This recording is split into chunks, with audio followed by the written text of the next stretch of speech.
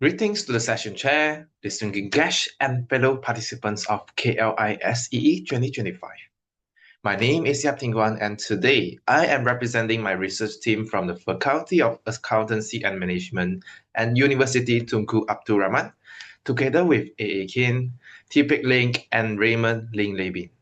And we are presenting our research titled Demographic Factors and the Intention to Engage in Financial Planning through Artificial Intelligence in Malaysia. So in simple words, we would like to know what are the demographic factors that will affect the intentions of people to adopt AI for their financial planning. So here is the 5 parts, and we will start with the introduction first. So what is financial planning? Financial planning is a comprehensive system that made up of different specific plans to manage money effectively for both present and the future. So in short words, it is about covering your bases from daily spending to future security. So in Malaysia context, in Malaysia, they used to have exclusive financial planning, which requires high barriers, high costs, and highly rely on human intermediaries. So this issue appeared because they miss out the mass market such as the B40 and M40. So B40 stands for the bottom 40% of income in Malaysia, and M40 is the middle 40%, which excluded from the professional financial guidance because they require a minimum asset requirements. But however, as technology advancements, they start to move into inclusive, which introduce the intelligent automations of complex cognitive tasks such as robo-advisors and democratizations, which is so-called FinTech 4.0, which is to leverage machine learning to provide personalized investment strategies at a fraction of the cost of human advisors. Also, the government of Malaysia also put efforts. So in 2017, they introduced the Digital Investment Management DIM, and also a Shared Prosperity Visions 2030, which is to achieve a sustainable economic growth along with fair, equitable, and inclusive economy. But however, as we know that financial planning adoption of AI is not only depends on cost, it is only mediated by the psychological and demographic factors. So the term intention to engage, which is influenced by trust, risk, and the individual's social demographic profile. So now here is the macro paradox that appeared.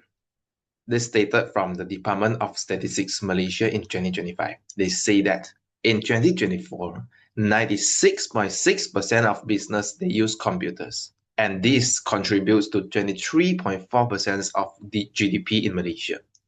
And also, there are 92% of people use digital payments in Malaysia, such as e-wallets, Maybank apps, Touch and Go e-wallets. But the adoption of AI advisory tools, they didn't match significantly with the users of the digital payments. And here is our problem statements, which is the first, the advice gap, which I stated just now, is a professional financial guidance remains excluded the B40 and M40 groups and living without the affordable access. And then the second one is the digital paradox, which most of the youngs in Malaysia, they are digital native, but they face a disconnection with financial literacy. They didn't adopt digital to manage their financial. So this may lead them into a scam vulnerability and also a high debt trap. And the third one is the demographic fault lines, because the current strategies, they treat the market as a monolith. They didn't consider like the trust or maybe the other demographic factors such as age, gender, and income will affect their intentions to adopt AI for their financial planning. And here are the research gap that we found from the study, which is the first one, empirical gap. It is insufficient evidence showing that which specific demographic factors will predict AI intention in Malaysia. And also the second one, theoretical gap, which shows that how the demographics will change the strength of the relationships between the attitude and the intention. Lastly, methodological gap, which is there is no comparative evidence exists to determine which econometric model, such as LPM, Logit, Probit, or Torbit, to predict the binary AI adoption intention, especially in Malaysia. So these are the gaps we are trying to fill this, and we have put it in our general objective, which is to investigate the relationships of demographic factors and intention to engage financial planners through artificial intelligence by using qualitative response regression model. And below one are the 3 specific objectives that we will further discuss later. All right, and here is our literature review. So in our study, we will adopt 3 theories, which are technology acceptance model, first one, TAM, theory of planned behavior model, TPB, and also the unified theory of acceptance, use of technology, UTAUT models. All right, and then here is our literature review, our empirical review. We can see that in this study, we are adopting 5 demographic factors, which are age, income, educations, gender, and occupations. And our dependent variable will be the intention to engage financial planner through artificial intelligence. All right, here is our model specifications. So the first one, linear probability model. Linear probability model is used when the dependent variable is from 0 to 1, which is from 0 to 100%. All right. And then for the second one, logic model, which is to ensure it is fixed for the dependent variable between 0 to 1. Because the LPM, some of the dependent variable may exceed the 1 or maybe below 0. But for logic model, they will ensure that every dependent variable is fixed between 0 to 1. And for the third model, which is the probit model, it is similar with logic model, but they are using normal distributions. Rather than logic, they are using logistic distribution. And for Torbit model, which is the Torbin's probit sensor regression model, the fourth one, it is used when dependent variable is censored or maybe limited at certain value, commonly cannot go below 0 or cannot go above a certain value. And the next one will be our data collection. And here is our sampling design. So our study, we target the working adults which age between 21 to 60 in Klang Valley. And the method we use is quota sampling, which is non-probability. And we are targeting 200 to 300 respondents of working adults in Klang Valley. And finally, we got 223 respondents.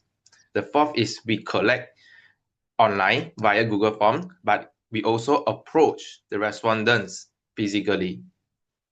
And also here is our variable measurements, which our dependent variable, our mediating variable attitude, our demographic variable age, income, and educations.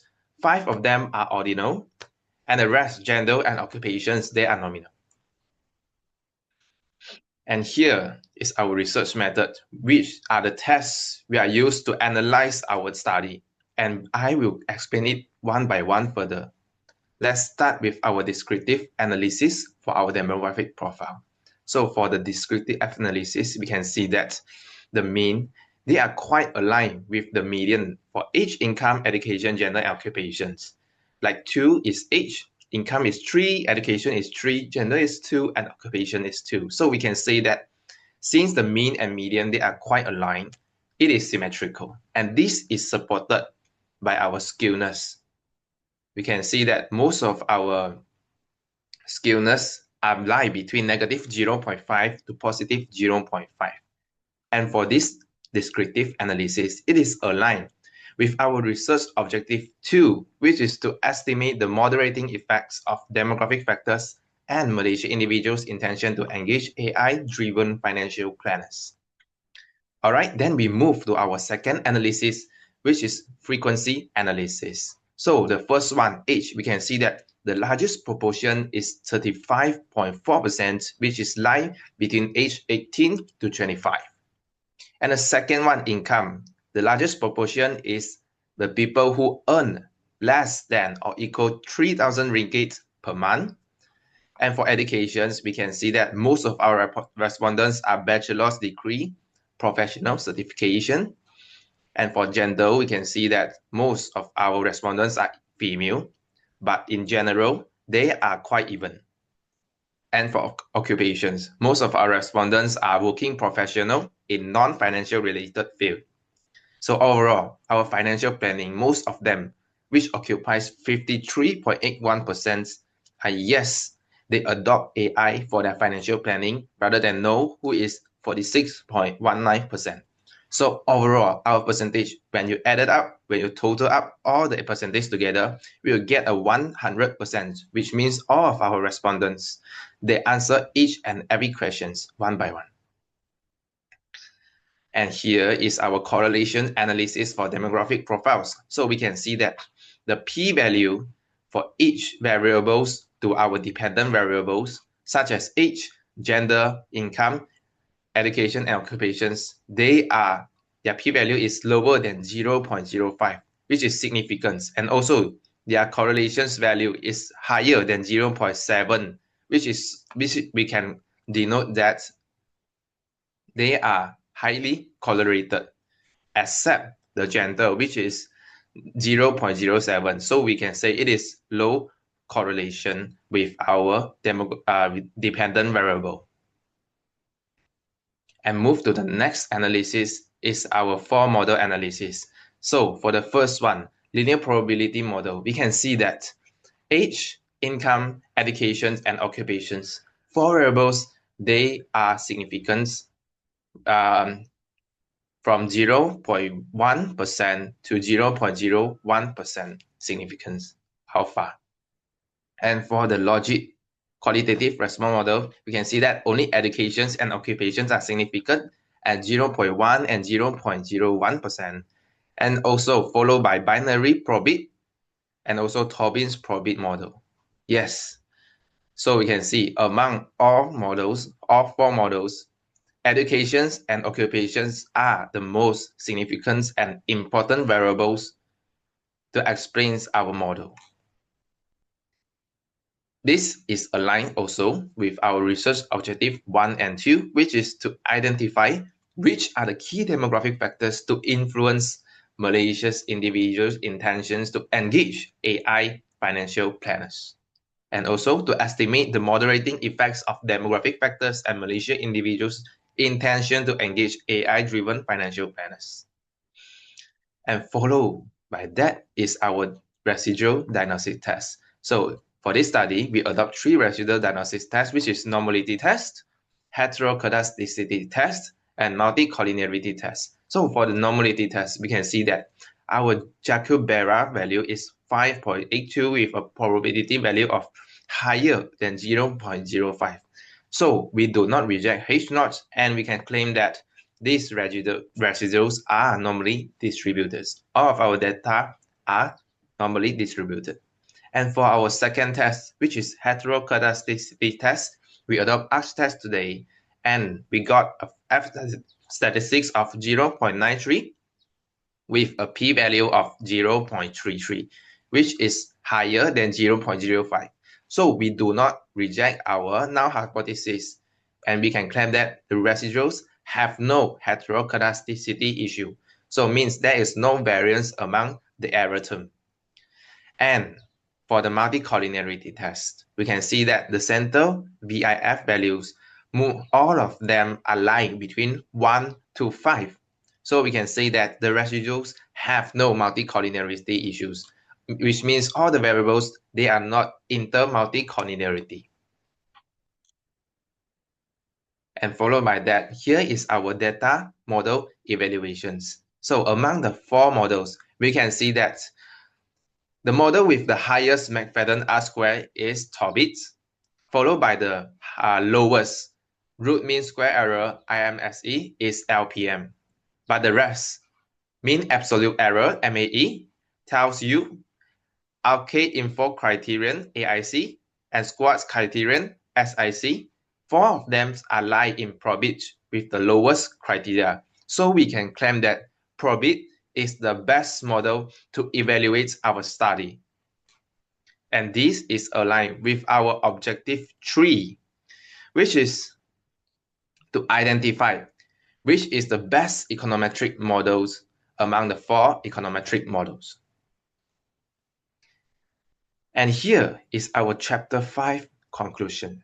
So overall, our study have a theoretical contributions to the rest, which is we integrate the behavioral acceptance theory with econometric practice. So we bridge the 3 values I mentioned just now, TM, TPB, and UTAUT, to connect with the econometric model comparisons such as LPM, logit, probit, and torbit, and we show how psychological construct maps to probability will estimate depending on model choice. And followed by the second one is the refinement of the demographic moderation effect, which we extend the unified theory of acceptance and also the use of technology, UTAUT, by moving beyond treating the demographic as a mere control variables. So lastly, we confirms that educations and occupations is the most significant demographic predictor for AI financial planner engagements, which is higher than the age and income. And moving on to the practical contributions.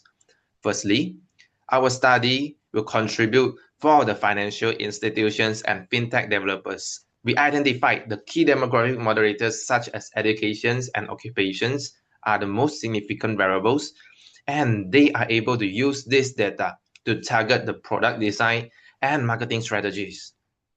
And the second one, for policymakers and regulators. So our study can contribute to them to set the laws and regulations to protect those who are vulnerable into scams or maybe who easily be treated into the trap of high debt. All right. And for the third one, non-government organizations, which is our study will provide an empirical evidence on demographic disparities in AI adoptions, which will guide the development of tailored education interventions. So in simple words, they will be able to have some campaigns, have some training programs to target those who are vulnerable to scam, who are easily be trapped into high debt. For instance, women, older adults, or even lower income households. And here is the table of our specific objective and which is supported or rejected. So the first one, our study aims to identify which are the key demographic factors to influence AI adoptions. So it is supported and we prove that the educations and occupations are the most important and significant to adopt, to influence the engagement of AI in financial planning. And the second one, which is we want to estimate the moderating effects of demographic factors, which is also supported, okay? And we found that education and occupations are significant. And for the last one, we want to know which is the best model among the 4 econometrics qualitative response regression models. And we found that the probit is the best models among all with the lowest criteria under model evaluation. And that's all for my presentations. I hope you have a great day and we will see you soon in the conference. Thank you so much.